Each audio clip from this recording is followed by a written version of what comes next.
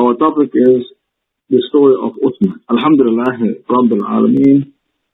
والصلاة والسلام على إمام الأنبياء والمرسلين سيدنا محمد وعلى آله وصحبه أجمعين. اللهم أرنا الحق حقا والباطل باطلا ورزقنا اجتنابه.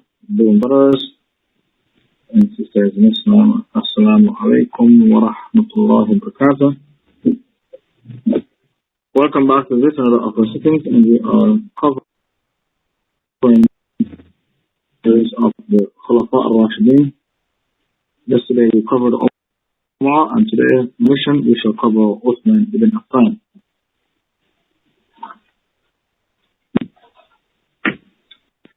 Uthman ibn Affan was born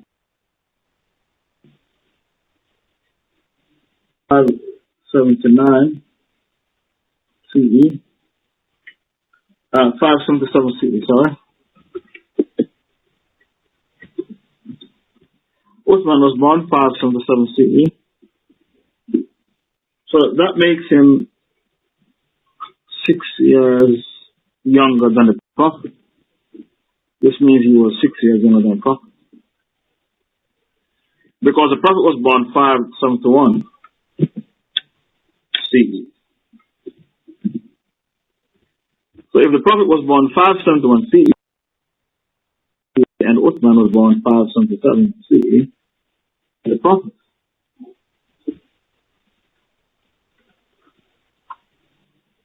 He was born in Ta'if. Born in Ta'if in Arabia, the Arabian Peninsula. He was the third most senior Sahaba after Abu Bakr and Umar.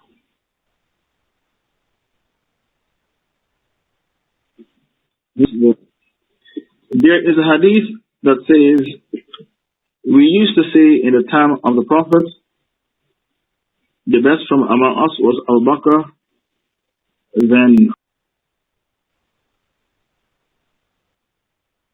Uthman. It's on the blog. We used to say in the time of the Prophet, the best from among us was Abu Bakr, then Umar, then Uthman. The Prophet heard us saying it and he did not object it. This hadith is a hadith of Ibn Umar and it is found in Bukhari.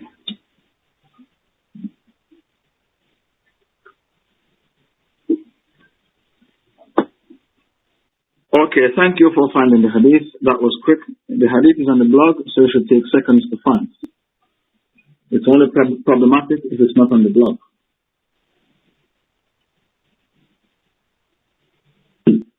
Was a trader by profession, and he was a close friend of Abu Bakr.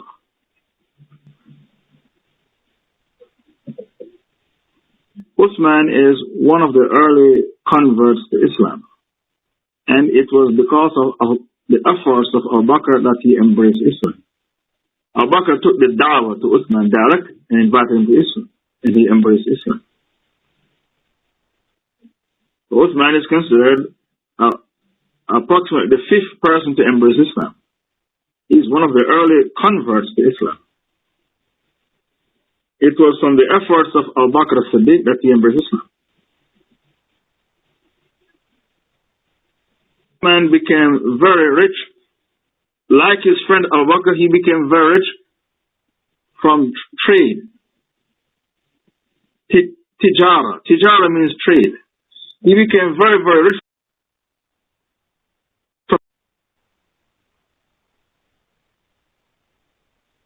like his friend Abu Bakr.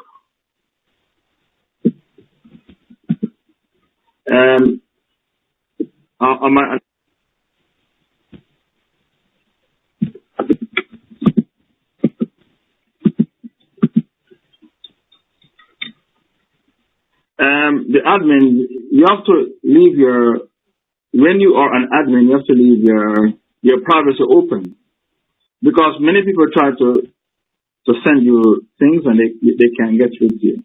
An admin should leave his privacy, open, that anyone can see him, the admin.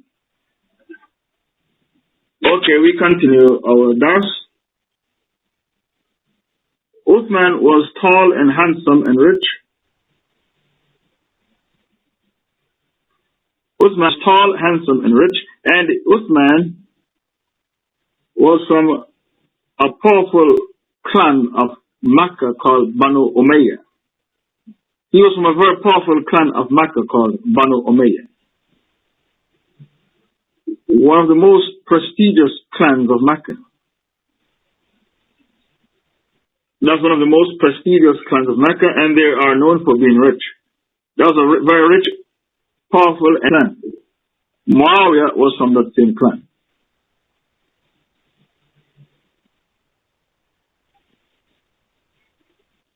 So he was the only man in history to marry two daughters of the Prophet.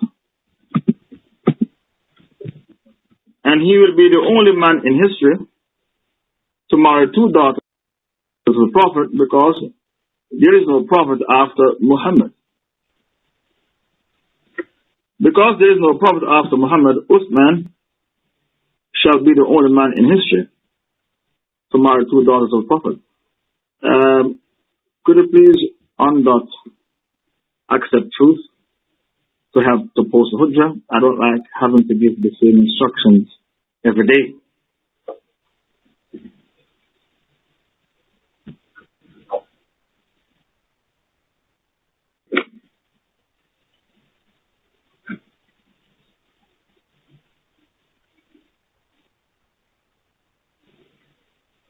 Uthman migrated from Mecca to Medina with his wife Ruqayyah. Uthman migrated from Mecca to Medina. I'm sorry, not Mecca to Medina. From Mecca to Abyssinia. A-B-Y-S-S-I-M-I-A.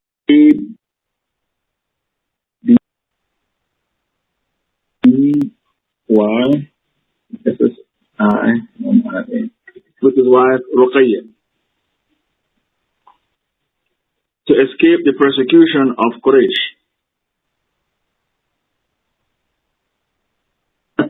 I think it's two as Mecca to Abyssinia with his wife Ruqayyah, the daughter of the Prophet.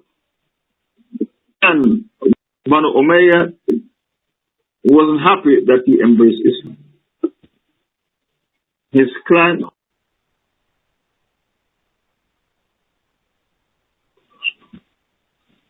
Bismillah. His clan Banu Umayyah wasn't happy that we embrace institution. And Mike, can you hear me? And Mike, can you hear me?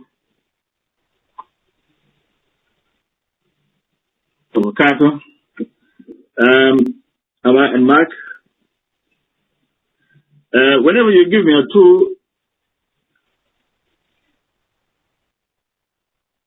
Uthman migrated from Mecca to Abyssinia 8 BH, the Hijr. The Hijr was 622. He had a sister called Amna. So his parents had two kids. His sister was called Amna, multitudes. After spending Okay, did you write Uthman had a sibling, a sister, and her name Ruqayyah? Rumors spread that Quraysh embraced Islam in multitudes.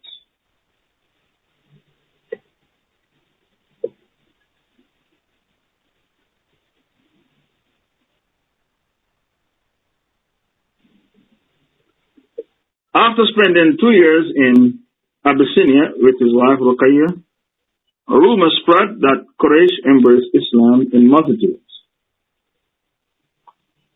So he left Abyssinia and returned to Mecca, only to find out that after spending 2 years in Abyssinia, rumors spread that Quraysh embraced Islam in multitudes. So he returned to Mecca, thinking the rumor was true, but when he came back with his wife Ruqayya, he found out the rumor was not sahih. It was a lie. But he stayed back in Mecca anyway, and did not return to Abyssinia and work as a trader in Mecca.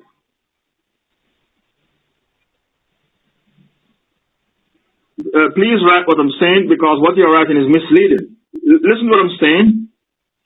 After spending 2 years in Abyssinia with his wife, rumor spread. Please write what I'm saying and don't write your own thing. A rumor spread that Quraysh embraced Islam in multitudes. Stayed back in Mecca and worked as a trader. So the rumor was false. But he didn't bother to return to Abyssinia. In 622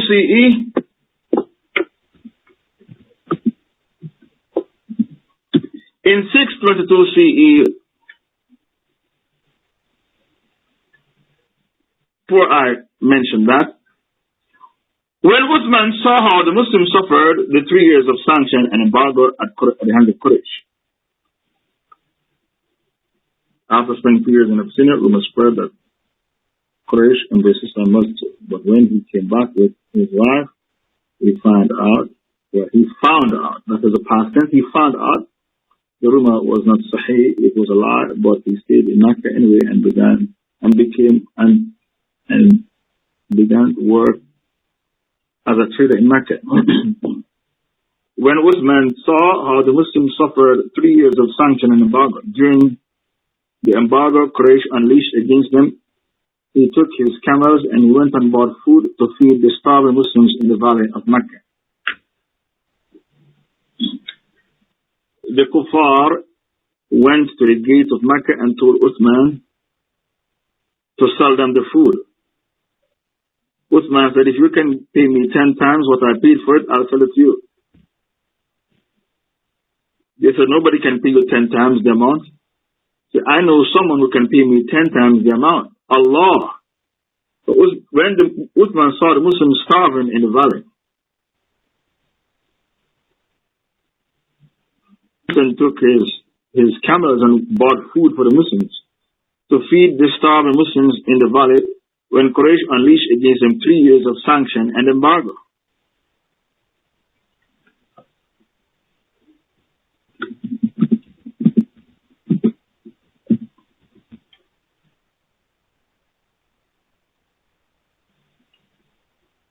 And saw how the Muslims suffered from the embargo that Quraysh put on them. He went there to feed them. He went and bought food. The Kafirs asked him to sell them the food because they didn't want Uthman to feed the Muslims. Uthman said, can you pay me 10 to 1? If I buy something, for example, for $1, can you pay me $10? 10 to 1. 1 dinar, 10 dinar. Dinar was a currency.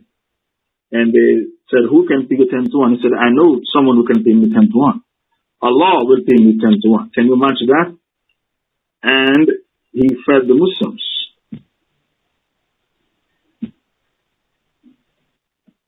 We continue our dars.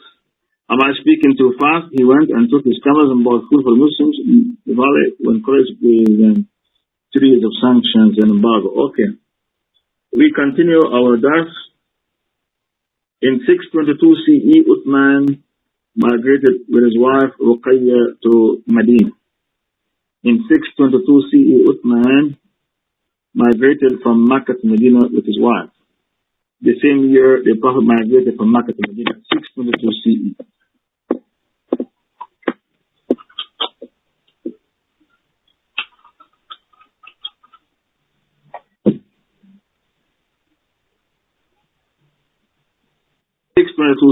Uthman migrated from Mecca to Medina. Am I can you hear me? Here is the notes. In 622 CE, Uthman migrated from Mecca to Medina with his wife Ruqayya. Why the notes is not on the board? I have to finish my notes, so please write what I'm saying. I have a lot of things to say.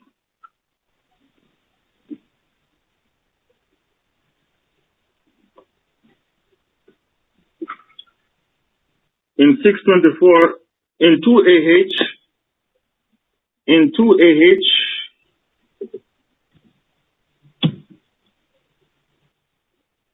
of Badr started. In 2AH, the Battle of Badr started. And did not participate in the Battle of Badr because his wife Ruqayya fell critically ill with malaria and smallpox. So the Prophet gave him permission to stay behind to look after his wife. Could you please quickly write what I'm saying, because I have a lot of things to say. My notes is a lot. In the Battle of Badr started. The showdown between the Muslims and the Kuffar came about 2 years after the Hijrah, which is called the Battle of Badr. Uthman did not participate in the Battle of Badr because his wife, Ruqayya, became critically ill with malaria and smallpox. So the Prophet gave him permission to stay behind to look after his wife.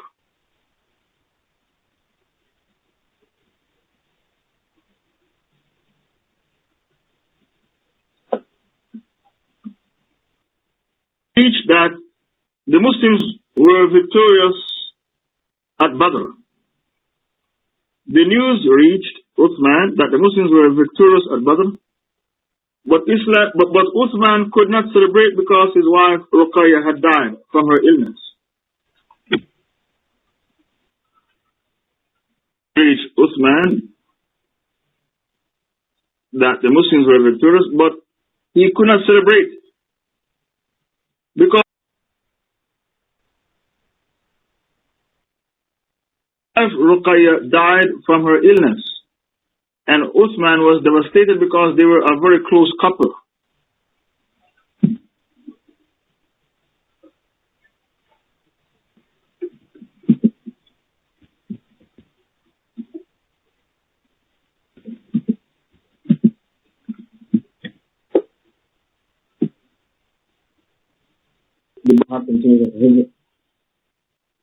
Okay, let's continue our dars. Even though the Muslims were victorious at Badr, Uthman was not in a mood to celebrate because his wife Ruqayya had died. He was devastated because they were a close couple.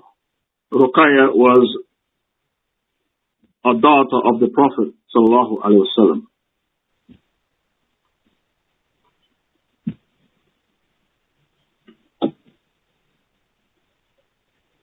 Died, not ill, his wife died.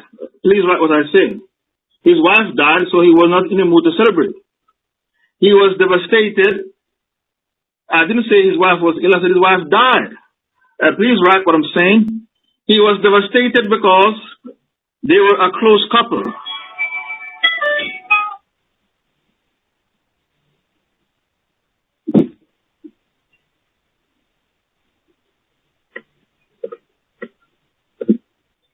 He was devastated because they were a close couple. The Prophet ﷺ, after seeing how devastated Uthman was, he gave Uthman another daughter of his to marry, and her name was Kulthum bint Muhammad. The Prophet saw how devastated Uthman was, he gave him another daughter of his to marry, and her name was Kulthum bint Muhammad.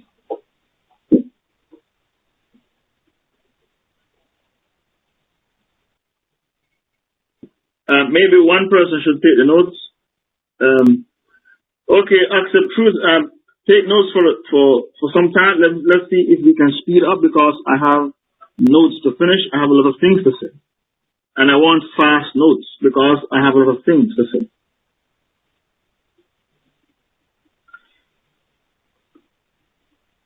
I'm back if you can hear me.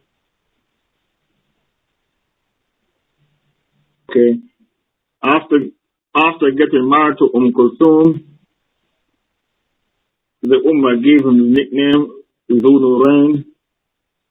It was after getting married to Kulthum, the Ummah gave him the nickname Dhu Nurayn, the possessor of two lights.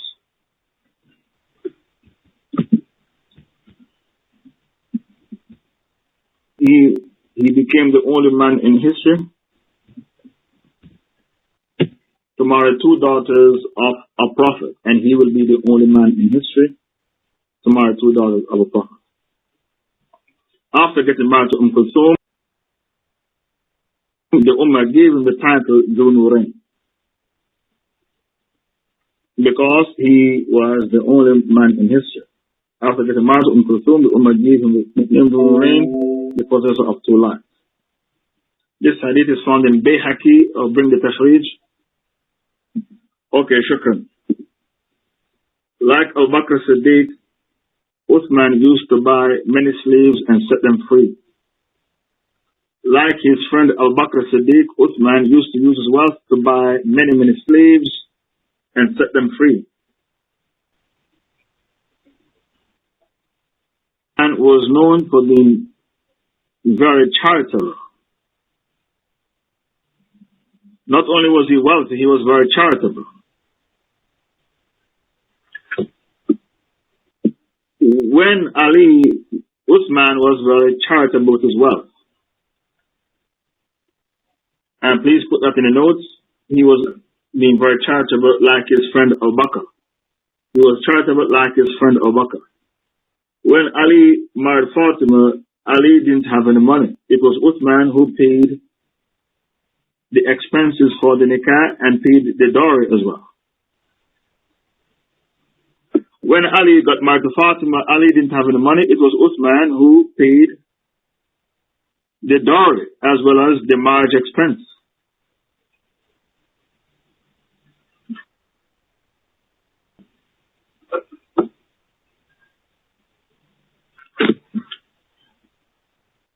When Ali got married to Fatima, he didn't have any money.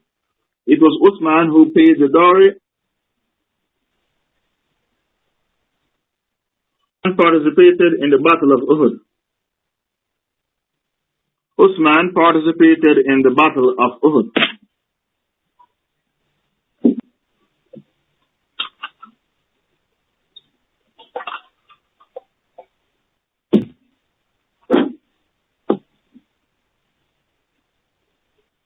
Witnessed the Treaty of Hudaybiyah. So in 6 AH, the Prophet set out to go to Mecca to perform Umrah. 6 AH, he was acting upon a dream that he saw that he was entering Mecca with his Sahabas.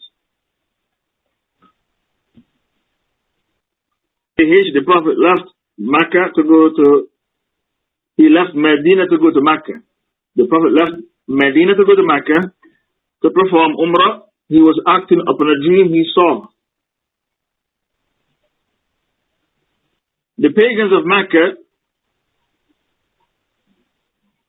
objected to the Muslims coming into Mecca, so they encamped at a valley called al-Hudaybiyah.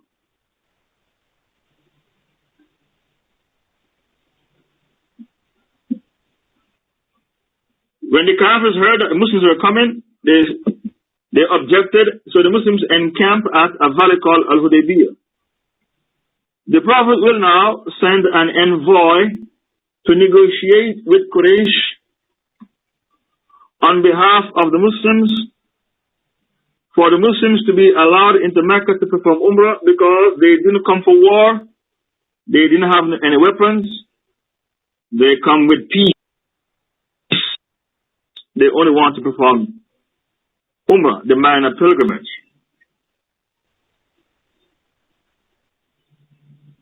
Uthman was chosen to be the envoy of the Prophet because of his clan, the Umayyad clan, which is a very powerful clan in Mecca. A rich clan, a prestigious clan, and a powerful clan, the Umayyad clan. So So Uthman was chosen to be the envoy of the Prophet.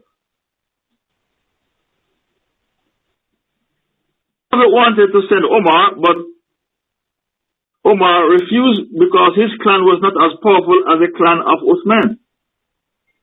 So Uthman was a better candidate to negotiate with Quraysh on behalf of the Muslims.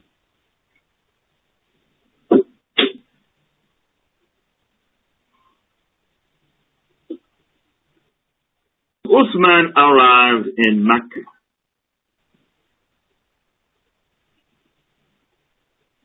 When Uthman arrived in Mecca, Abu Sufyan, who was the leader of Mecca, because Abu Jahl had already died like a dog at the Battle of Badr, so Abu Sufyan became the undisputed leader of Mecca. When Uthman arrived in Mecca, Abu Sufyan said to Uthman, now you are in Mecca, why don't you go and make tawaf around the Kaaba? Now when Uthman was in Mecca, the Muslims at Hudaybiyah, they started to grumble. They said, Uthman is in Mecca making tawaf around the Kaaba and we are here stuck in the valley of Hudaybiyah. That's what they were saying. They were grumbling. Uthman is in Mecca making tawaf around the Kaaba, and look at us, we are stuck in the valley of Hudaybiyah. The Prophet heard them grumbling. And the Prophet said, I know my Sahaba, I know my companion. He would never make tawaf around the Kaaba before me. Tawaf around the Kaaba before me. When Abu Sufyan offered Uthman to make tawaf around the Kaaba, said to Abu Sufyan, I will never make tawaf around the Kaaba before the Prophet Muhammad sallallahu alaihi wasallam. He refused the offer. So you have to be very smart like Uthman. When the Kafirs make an offer, sometimes the offer is to create fitna. Not every offer is an innocent offer. Uthman knew that Abu Sufyan wanted to cause fitna. So he turned down the offer. He said, I will never make tawaf around the Kaaba.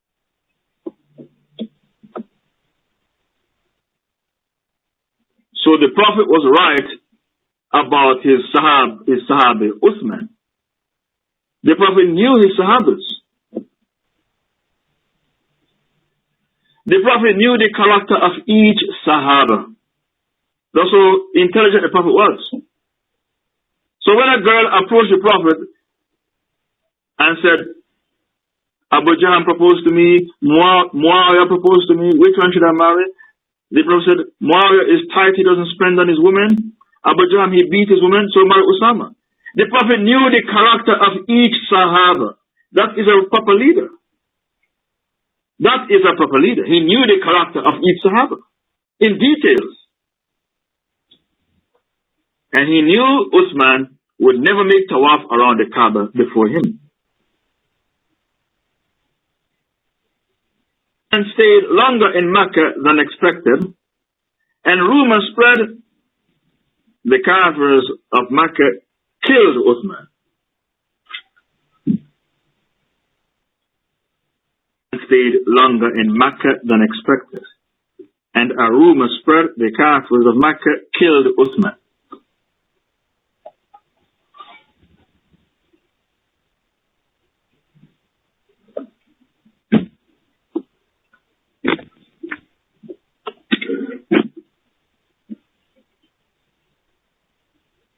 That Uthman was killed reached the ears of the Prophet.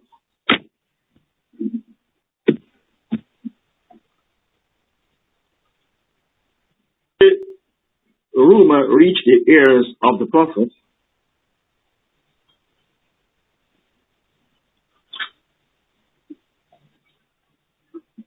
The Prophet gathered his 1,400 Sahabas underneath a tree. The Prophet gathered his 1,400 Sahabas underneath a tree. And all of them stretched their hands forward and gave their bay'ah to the Prophet. The bay'ah was, we will fight till the last man. to the last drop of our blood to take revenge for the blood of Uthman if Uthman is killed by the kuffar.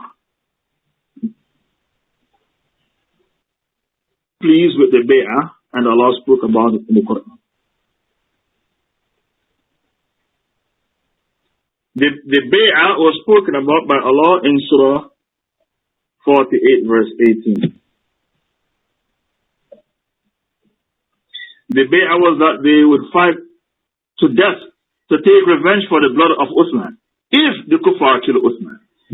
The scholar says this proves that the Islamic Brotherhood in the time of the Prophet was unshakable, was solid.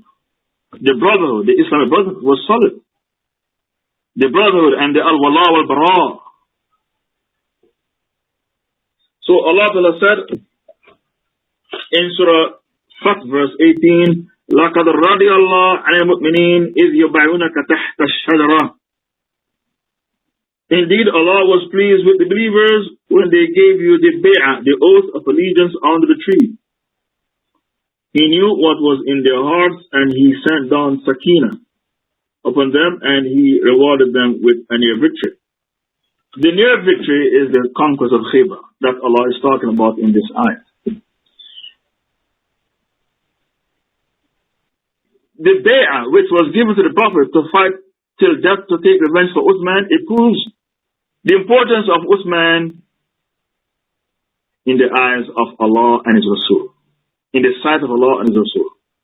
And it proves the importance of Islamic Brotherhood.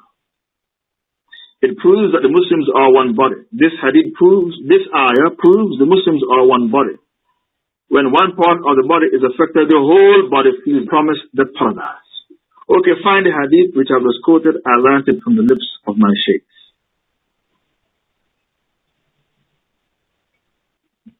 The brotherhood wasn't weak, it wasn't lukewarm.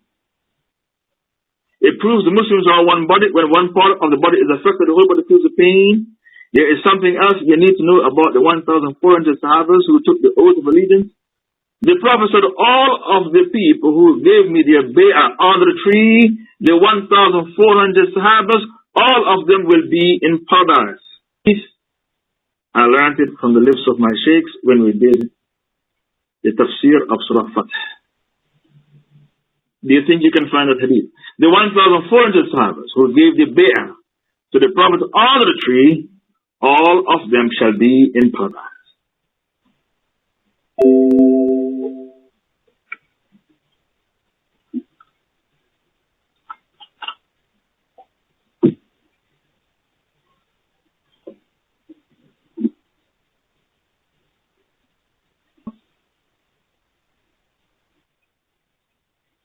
The hadith I want is the hadith that says the 1,400 Sahabas who gave the bay'ah to the Prophet, all of them will be in paradise.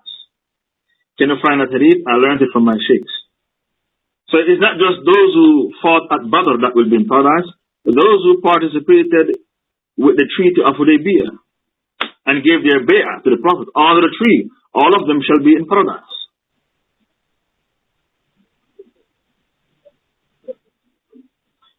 We continue with our dars while you search for the hadith. I think it might be on the blog as well. Look carefully, it should be on the blog. Okay, our brother accept truth. You're going to write, the Prophet promised paradise to the 1,400 Sahabas who gave their bay'ah under the tree. Could you please put that in the notes?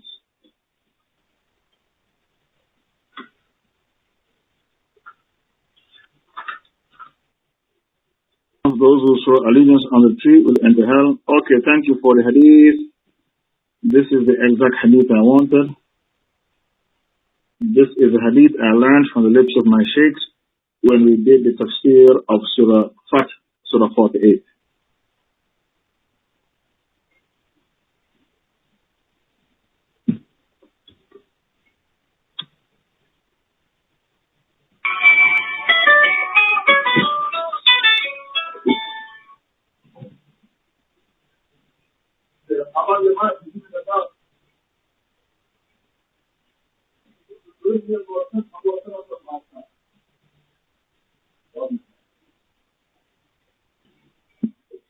The Prophet promised paradise to the 1,400 that gave the 400 Sahabas. They were the ones who conquered Khaybar, and they got the booty of Khaybar. Uthman also participated in the battle of Khaybar. And Aisha used to say, we never enjoy a belly full until we conquered Khaybar. Even Omar said the same thing. They were the ones who conquered Khaybar and got the booty.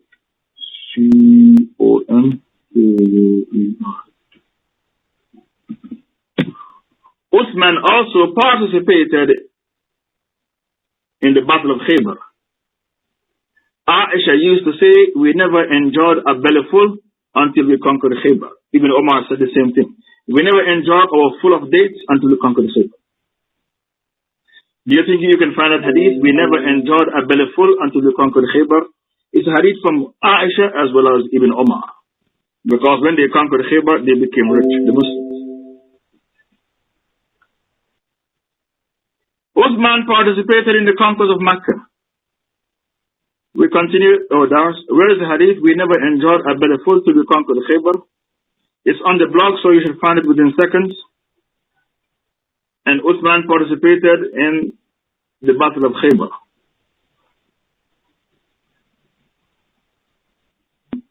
I want the hadith in brown font.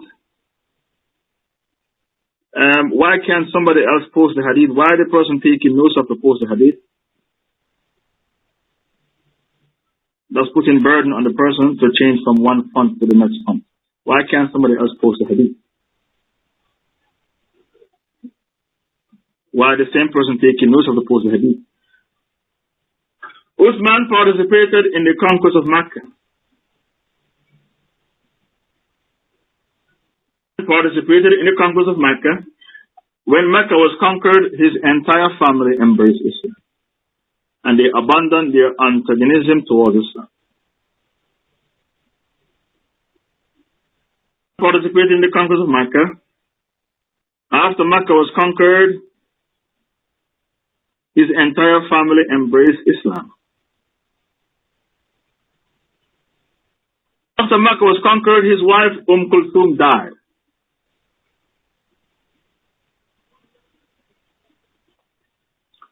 Of natural causes. Soon after the conquest of Mecca, his wife Kulthum died of natural causes. The Prophet said, if I had a third daughter, I would have given her to Uthman.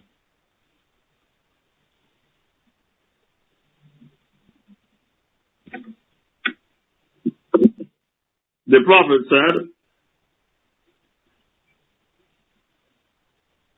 had a third daughter, I would have given her to Uthman. Can you find that hadith? The Prophet said, if I had a third daughter, I would have married her to Uthman. That's another hadith I learned from my sheikhs. Do you think you can find it?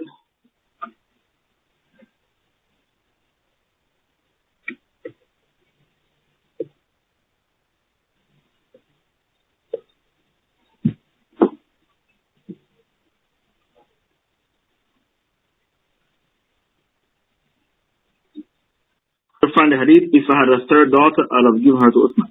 The conquest of Mecca was good for Uthman because he invested heavily in Mecca and Ta'if.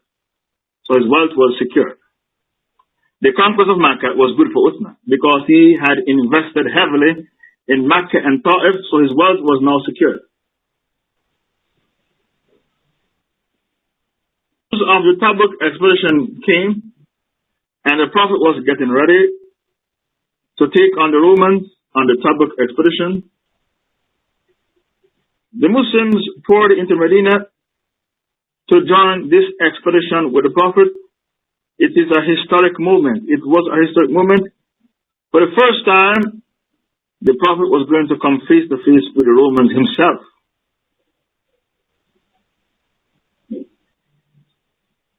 Expedition came, and the Muslims poured into Medina. They came as far as from Yemen.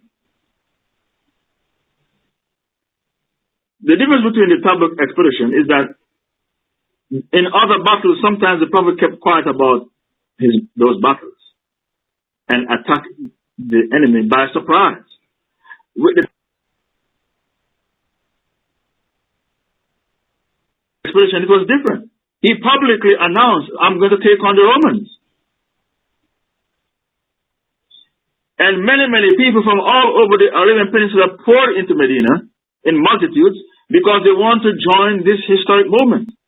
The first showdown between the Prophet and the Romans. The Muslims fought the Romans before at the Battle of Mu'tah, but the Prophet was not in charge of that battle. It was Zayd ibn Haritha, then Ja'far ibn Abi Talib, and then Abdallah ibn Rawaha, and all three died. It was a very fierce battle. The Tabuk expedition is different. It's the Prophet himself who was taking the battle to the Romans.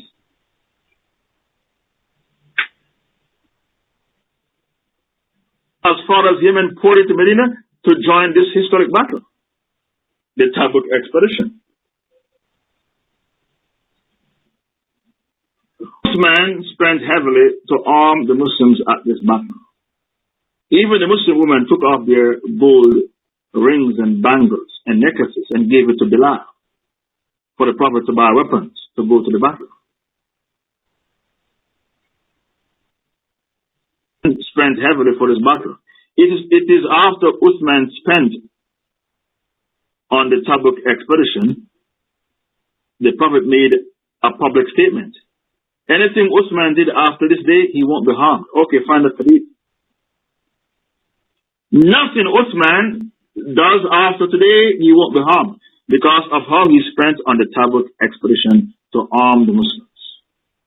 He provided hundreds of camels and horses for this expedition.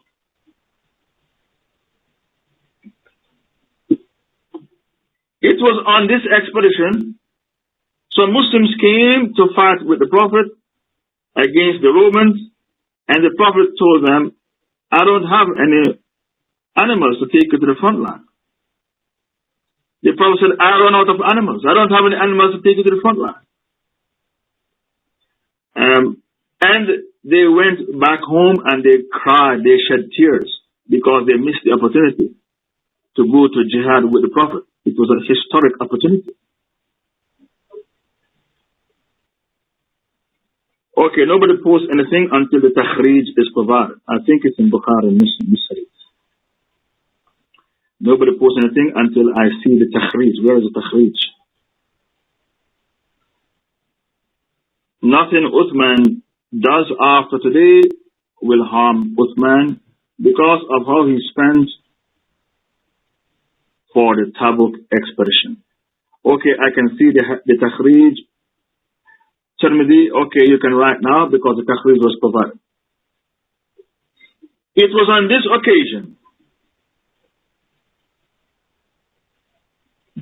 some Muslims came to join the Prophet in jihad, and the Prophet said to them, I'm sorry, I don't have any animals to take you to the front line. And these men, they cried like babies. Why? They missed the opportunity to go to jihad with the Prophet. The incident is in Tawbah 92. Find the ayah, Tawbah 92.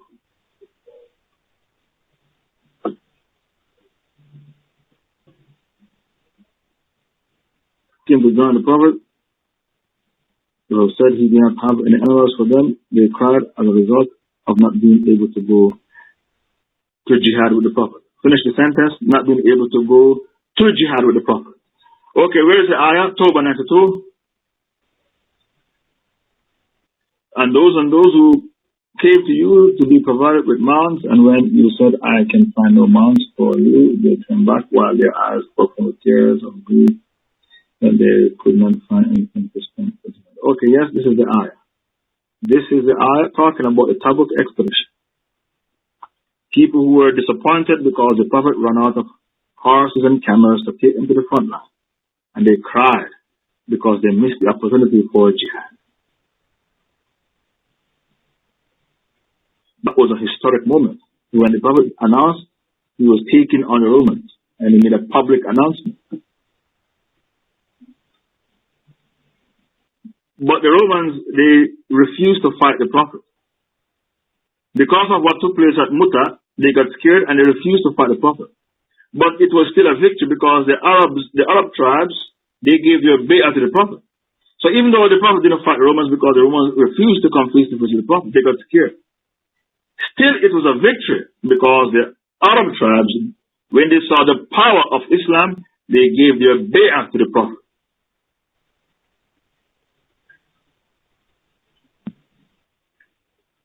We continue our dars. Uthman was very close to Abu Bakr during his lifetime because it was Abu Bakr who brought him to Islam with the dawah. Okay, please write what I'm saying. Uthman was very close to Abu Bakr in his lifetime. And it was Abu Bakr who brought Uthman to Islam with his dawah.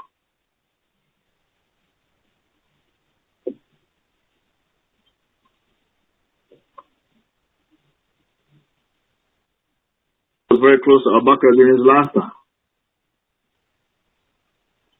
And it was Abu Bakr who brought Uthman to Islam with his dawah. Uthman was the second person to give his bay'ah to Abu Bakr after Umar. Uthman was the second person to give his bay'ah to Abu Bakr after Umar. In those days, you give your bay'ah by shaking hands with the person. You give your bay'ah to a caliph by shaking his hands. If you didn't give your bay'ah, it could have caused bloodshed, because it means you rejected the person as the caliph. So bay'ah was very, very important in those days. Hussein got his head chopped off because he didn't give his bay'ah to Yazid. To refuse bay'ah could cause bloodshed. Hundreds and thousands of lives can be lost if you refuse to give your bay'ah. That's how important bay'ah is. Abu Bakr was on his deathbed. In those days, if you didn't give your bay'ah, the caliph, it could cause bloodshed. When Abu Bakr was on his dying bed, he called Uthman and dictated his will to Uthman. When Abu Bakr was on his dying bed,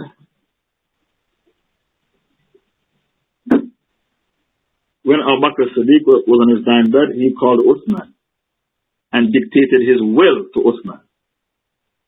He said he would like Ali to wash his body. Ali to wash his body because it was Ali who washed the body of the Prophet.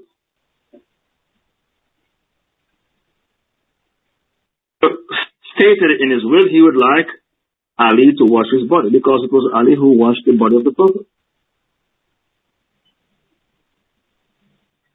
He would like Omar to lead the Salah, the Janazah Salah, and he wants Omar to be his successor, to be Caliph after him. The things he put in the will. To write a will, you should say in the will who you want to wash your body. You have to specify who you want to wash your body. It's good to mention two people in case one person is not available. And you should specify in your will who you want to lead Salah over you. Do you want a Verily to do you want a Verily to lead the Salah? Do you want a Saudi Salafi to pray over your dead body? Who do you want? Do you want a Shia? Do you want a Gufi Sufi? Put in your will who you want to lead the Salah, to pray over you when you die, and who you want to wash your body. Because Abu Bakr Siddiq, that's what he did.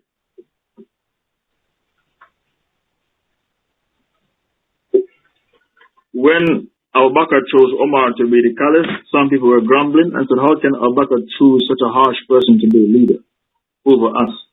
Abu Bakr said, I know what I'm doing. When he becomes the caliph, he will have mercy in his heart for the Muslims. Told him, don't worry, when he becomes a caliph, he will have mercy in his heart for the Muslims. And Abu Bakr was right. Omar never go to his bed until he make sure every Muslim had something to eat before he went to his bed.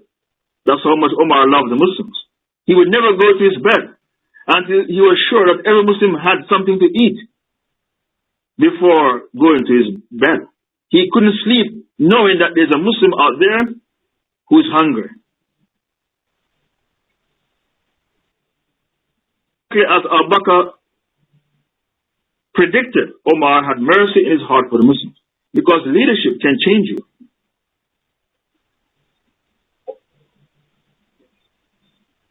Leadership can change you. Omar even appointed a woman to be finance minister, Shifa bint Abdallah.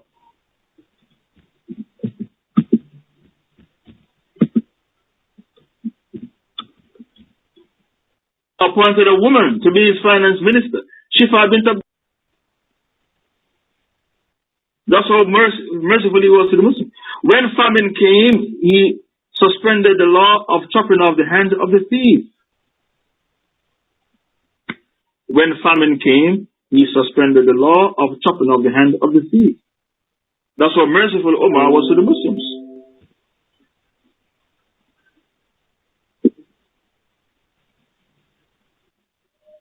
When Omar became the caliph, the first person to give his bay'ah was Uthman.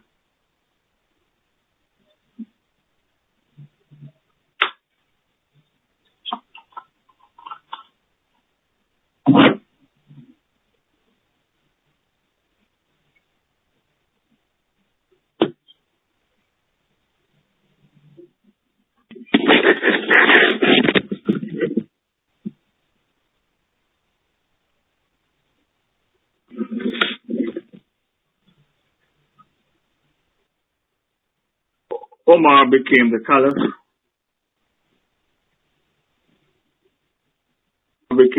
The first person to give his bay'ah to Omar was Uthman.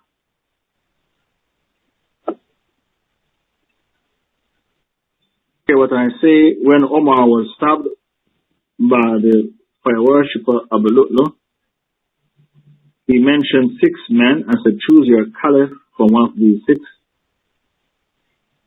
Because when the Prophet died, he was happy with them. So who are the 6? The first is Ali ibn Abi Talib. Ali,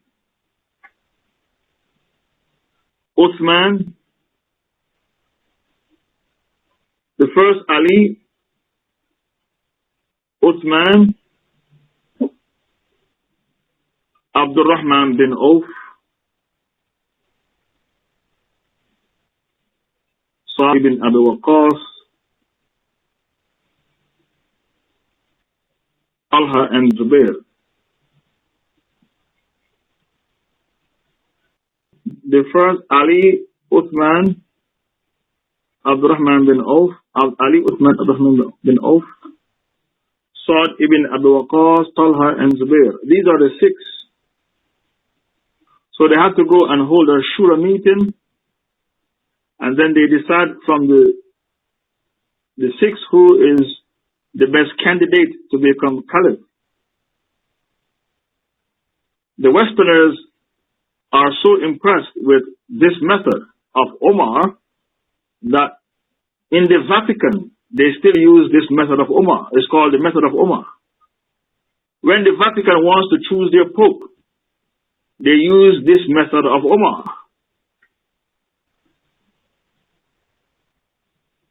The Vatican, they are so impressed with this method of Omar to choose the caliph that they use this method of Omar to choose their pope. Every time a pope dies, they use the method of Omar to decide who will be the next pope. So the Westerners, they borrowed from Islam how to select their pope.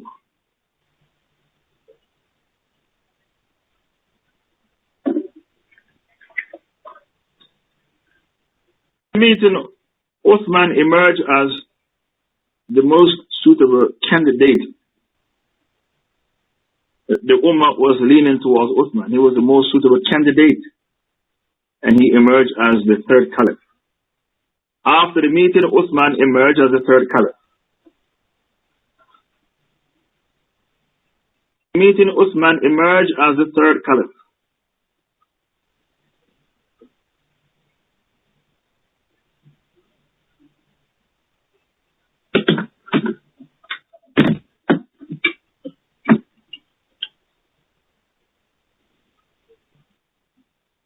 first 6 years of Uthman's reign,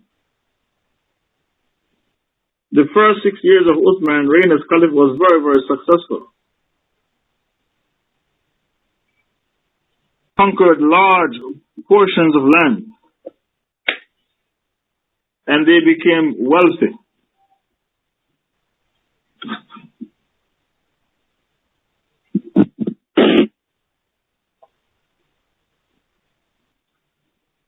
Conquered large portions of land, and they became very wealthy during the reign of Uthman.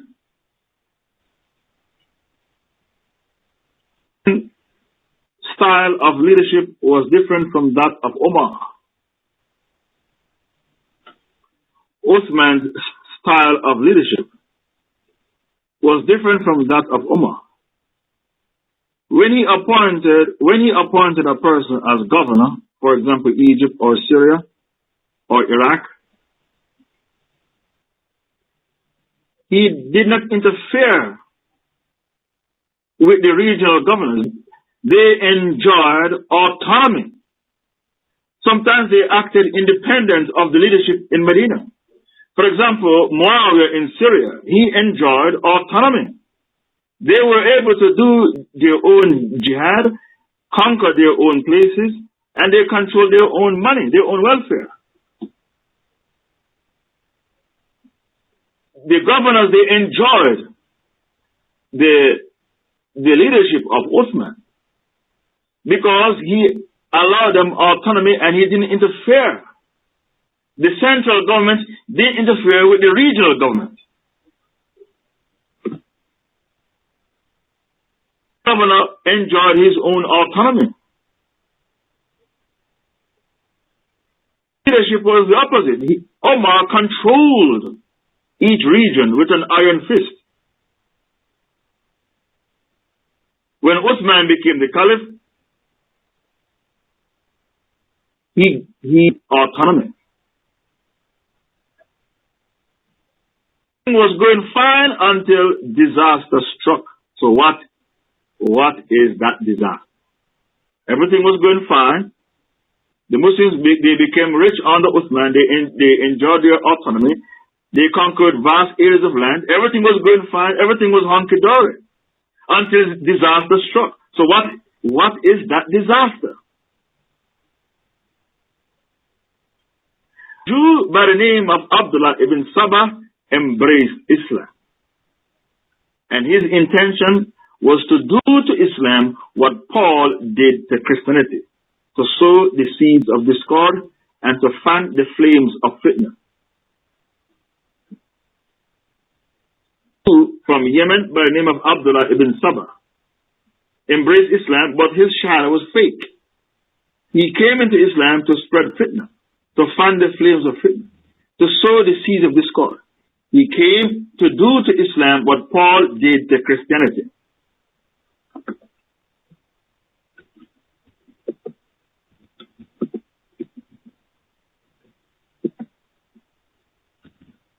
Okay, that's the name of the Jew, Abdullah ibn Sabah. To Egypt, Syria, Iraq, and he started to incite the people against Uthman. He went to Egypt, Syria, Iraq, to incite the people against Uthman. It's called sowing the seeds of discord.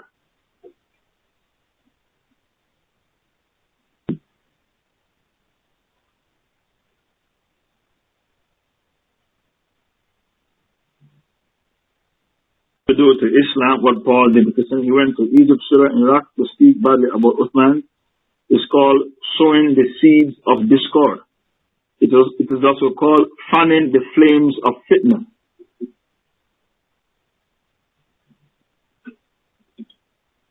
And Sabah, he is the founder of the Shiite movement. He is the official founder of the Shiite movement, Abdullah ibn Sabah, a Jew from Yemen.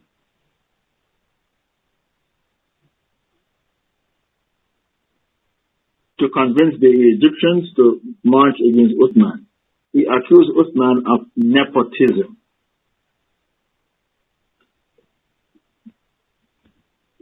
New English word for you, added to your vocabulary. Nepotism.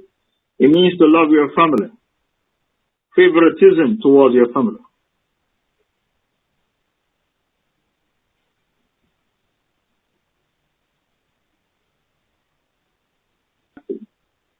They accused Uthman of nepotism.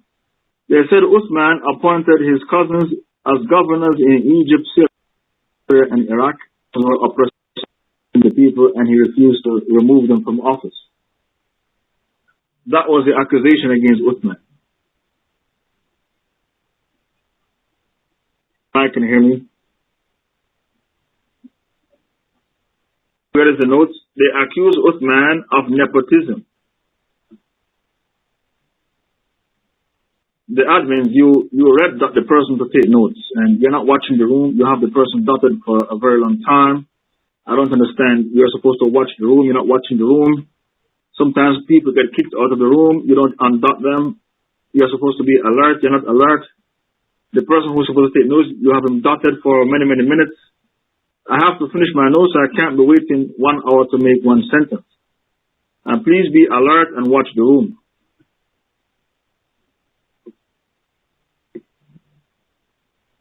Ibn Saba went to Egypt, Syria, and Iraq to spread the seeds of discord, to sow the seeds of discord, and to fan the flames of fitna. He told the people Ali was a better candidate for the caliphate, not Uthman. That's what he told the people. Ali was a better candidate for the caliphate, not Uthman.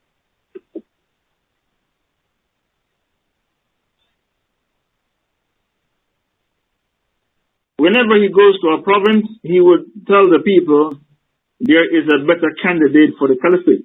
Sometimes he would go to Iraq and say Zubair ibn Awam is a better candidate. Sometimes he would go to Syria and say Talha is a better candidate. Then he go to Egypt and say Ali is a better candidate. Everywhere he goes, he says somebody else is a better candidate than Uthman. Since the Egyptians that Uthman was a liability and he should be removed from office. So the Egyptians, they marched against Uthman.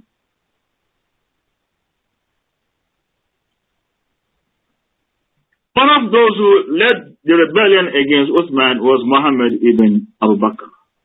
Muhammad, the son of Bakr. He was a fierce ally of Ali because Ali married his mother. When Bakr died, Ali married his mother. So Ali was his father and was his stepfather.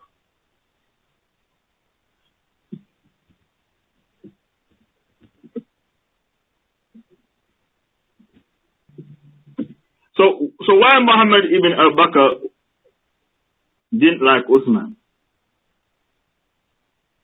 No, his name is Muhammad ibn Bakr, not Abdallah. Muhammad ibn Bakr. Uthman, because Uthman refused to appoint him as governor. Oh, he wanted Egypt.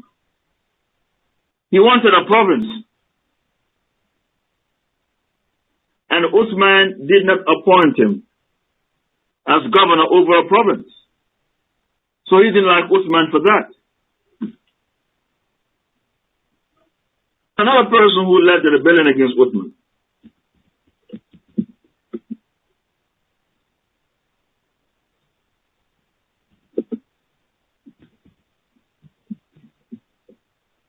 Muhammad ibn Abi Hudayfa. That is Uthman's own adopted son. Uthman's adopted son, Muhammad ibn Abi Hudayfa. He led the rebellion against Uthman because Uthman did not give him a province to become governor. He said he gave his cousins instead of him.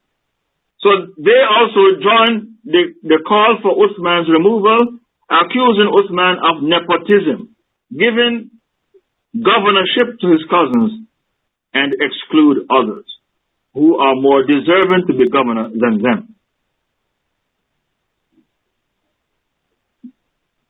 Rebels entered into, when Muawiyah, the cousin of Uthman, found out about the rebellion, he offered to send troops to protect Uthman from Syria. The Muawiyah, he was so powerful, he was like a caliph by himself in Syria. And he enjoyed autonomy. Offered to send troops from Syria to protect Uthman, and Uthman refused, saying he doesn't want to see bloodshed in the city of the Prophet.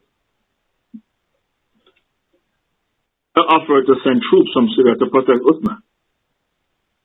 When the rebellion started, Uthman refused the troops, saying he doesn't want to see bloodshed in the city of the Prophet.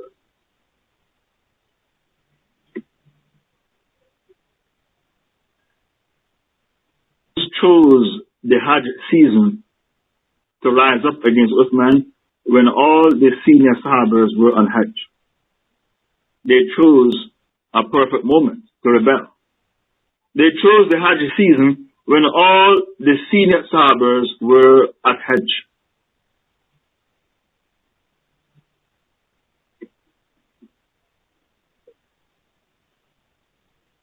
Stormed his house, and they even prevented him from going to lead the Salah in the Masjid of the Prophet. They surrounded his house with a siege and prevented him from leaving his house to go and lead the Salah in the Masjid.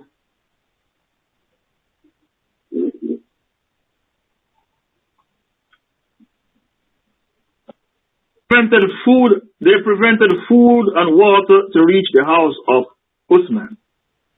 Those who laid siege to his house prevented food and water from going to his house.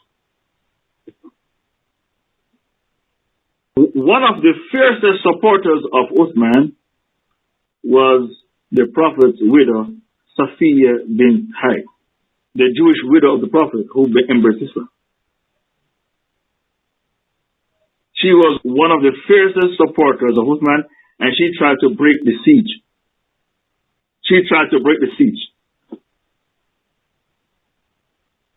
For this reason, some Shiites say Uthman was a Jew. Because of her support for Uthman, some Shiites spread rumor Uthman was a Jew. Safiya bint Huyay, she was a widow of the Prophet.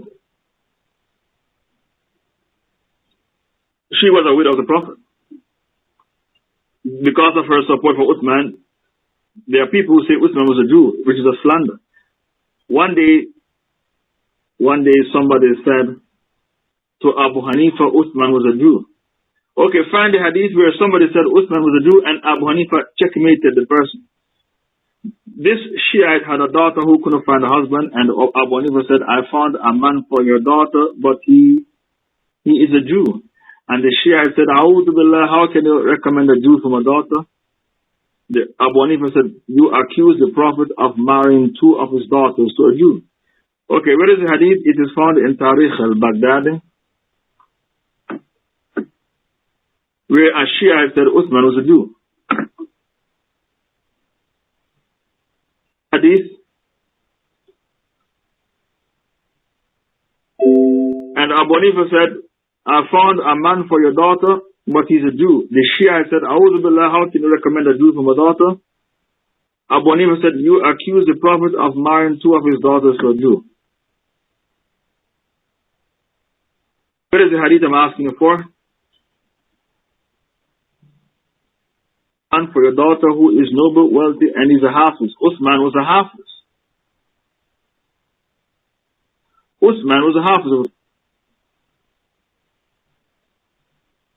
This is the full incident with the Takhrij. Jazakallah khair. Laying siege to Uthman's house, the rebels jumped through the window. Laying siege to Uthman's house.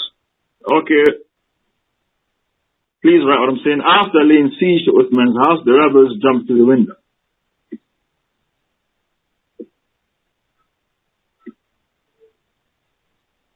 Attack Uthman. His wife Naila His wife Naila tried to protect her husband from the rebels, and they cut off her fingers. They tried to protect her husband from the rebels. She being one woman, how can she hold off rebels? She's only a woman, one woman. They cut off her fingers. They stabbed Uthman, and his blood fell on a verse of the Holy Quran. Uthman, and his blood fell on a verse of the Quran. فَسَيَكْفِيكَهُمُ اللَّهُ. Allah is sufficient for you to take revenge against them. They killed Uthman. They fulfilled one of the prophecies of Muhammad sallallahu alaihi wasallam.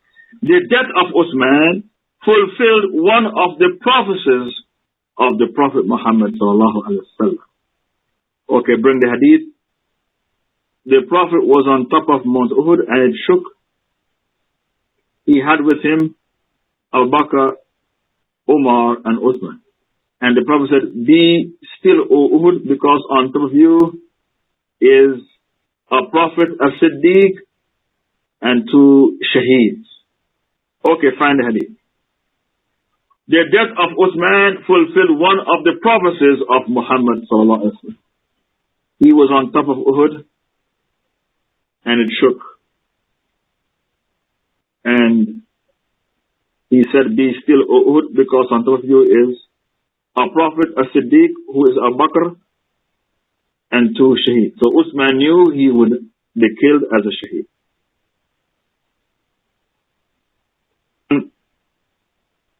On many occasions, okay, Anas ibn Malik narrated. Okay, this is the hadith. This is the hadith I was expecting. Jazakallah khairan. The death of Uthman fulfilled one of the prophecies of Muhammad sallallahu alayhi wasallam. When they killed Uthman, the rebels, people hunt them down one by one and chop off their heads. Those who jumped through the window and killed Uthman, people hunted them down one by one and chopped off their heads. Because the blood of Uthman fell on an ayah. فَسَيَكْفِيكَهُمُ اللَّهُ. Allah is sufficient to take revenge against them on your behalf. Baqarah 137. So all the people jumped through the window and killed Uthman one by one. They were hunted down, and people chop off their heads.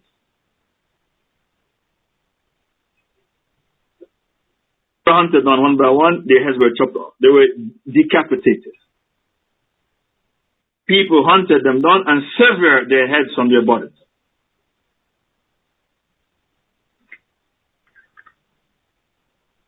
Will be remembered. Okay, the next chapter, how will Uthman be remembered? That's the next chapter. Put that in bold writing. Put them down and sever their heads from their bodies. Okay. Uthman died.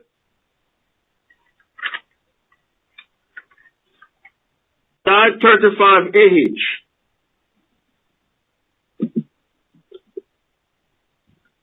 Uthman died 35 AH.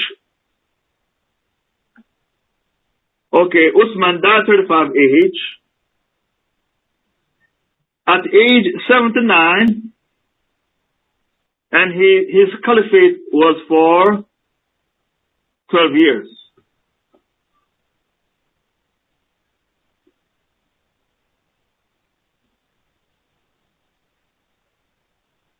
Will be remembered as the Sahaba who married 2 daughters of the Prophet. How will he be remembered? He'll be remembered as a Sahaba who married 2 of the daughters of the Prophet.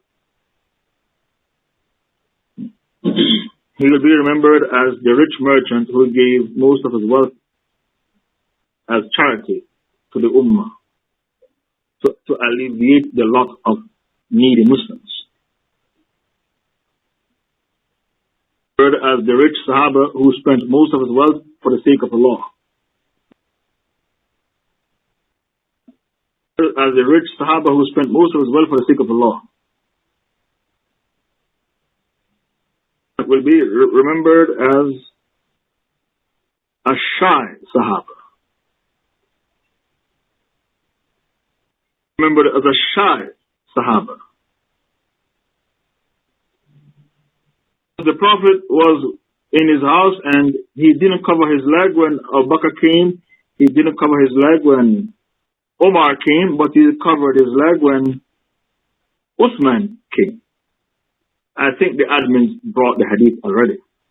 If I'm not mistaken, I've seen the hadith on the board. He'll be remembered as the Caliph who brought immense wealth to the Ummah and effective administration. Who brought immense wealth to the Muslims. He will also be remembered as the Caliph who was soft with his governors and it led to his assassination. He will be remembered as the Caliph who compiled the Quran in the Qurayshi dialect and united the Ummah of Muhammad. He will be remembered as the Caliph who compiled the Holy Quran in the Qurayshi dialect and united the Ummah of Muhammad forever until Judgment Day.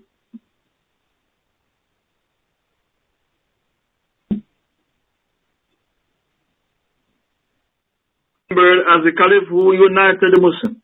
He compiled the Quran in the Qurayshi dialect and united the Ummah of Muhammad until the Day of Judgment with one dialect. The Qurayshi dialect. Be remembered as the Sahabi who was a faqih, an expert in fiqh, and was an advisor to Abu Bakr and Umar. He'll be remembered as an expert in fiqh, and hence he became an advisor to Abu Bakr and Umar. He will be remembered as a Hafiz and a great reciter of the Holy Quran. He will be remembered as a Hafiz and a great reciter of the Holy Quran.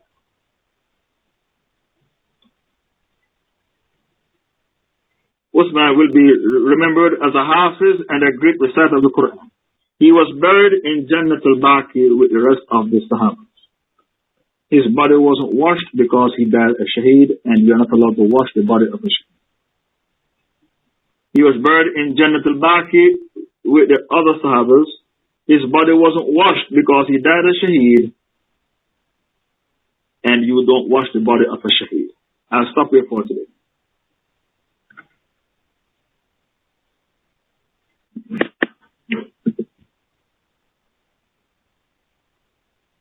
His body, he was buried in Jannat al-Baqi with the rest of the Sahabas. His body wasn't washed because he died a shaheed, body of a shaheed. As reported. That was the last sentence. He was buried in Jannat al-Baqi with the other Sahabas. His body wasn't washed because he died a shaheed. And in Islam, you don't wash the body of a shaheed. That is the end of Uthman. I'm not taking the questions. I'm going to close. I have to perform a nikah over Skype. Subhanaka Allahumma wa bihamdik, ashhadu an la ilaha illa anta, astaghfiruka wa atubu ilayk. I'd like to thank our brother Accept Truth for the notes. I'd like to thank Authentic 3 for posting the Hijr. I'd like to thank Authentic 19 for posting the Quranic Hijr. I'd like to thank Authentic 12 for asking donations towards our dawah effort. Subhanaka Allahumma wa bihamdik, ashhadu an la ilaha illa anta, astaghfiruka wa atubu ilayk. No, in Islam, we don't wash the bodies of shaheed. We bury the shaheed, but we don't wash his body. And please make the correction. In Islam, we bury the shaheed, but we don't wash the body of the shaheed. You bury them without washing your body. Correction. don't wash the body of a shaheed. Yes. So please delete the first one. We bury the shaheed, but we don't wash their bodies. And we bury them in the same clothing with the blood on it. You have to bury them in the same clothing with the blood on it. You don't take off their clothing.